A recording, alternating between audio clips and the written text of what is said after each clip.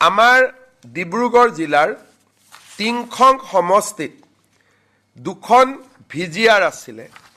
এখন ভিজিআৰৰ নাম হ'ল তিলোবাৰী বঙালী আৰু এখন হ'ল তিলৈবাৰী নেপালী গাঁও। তিলৈবাৰী বঙালী গাঁও, তিলৈবাৰী নেপালী গাঁও। এই গাঁও দুখনত বাস কৰা লোকসকলে ইমান দিন মাটিৰ পট্টা পোৱা নাছিল, কাৰণ তেওঁলোক ভিজিআৰত আছিলে।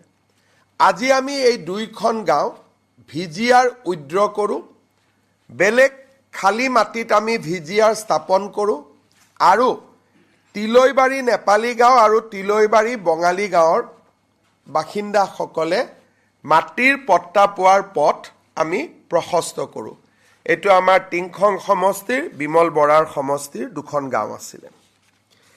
আজি কেবিনেটত আৰু এটা সিদ্ধান্ত লোৱা হ'ল, চাহ বাগিচাৰ মাটিৰ আবণ্টনৰ প্ৰপত্ৰসমূহ আমি 9 তাৰিখে দিনৰ 2 বজাত বিতৰণ কৰিম। কিন্তু বহুত চাহ বাগিচা নগৰ অঞ্চলত পৰে। যদি নগৰ অঞ্চলত পৰে, প্ৰিমিয়ামটো বহুত টকাৰ হৈ যাব। বাগিচাৰ শ্ৰমিকেতো, যেনেকৈ আজি সোণাপুৰৰ চাহ বাগিচা, বাগানৰ শ্ৰমিকে প্ৰিমিয়াম দিলে লাখ টকাৰ প্ৰিমিয়াম দিব লাগিব, কাৰণ এইখন উইদিন GMD এলেকা পৰে। সেইকাৰণে ডিব্ৰুগড় টাউনতো বহুত কেইখন বাগিচা আছে।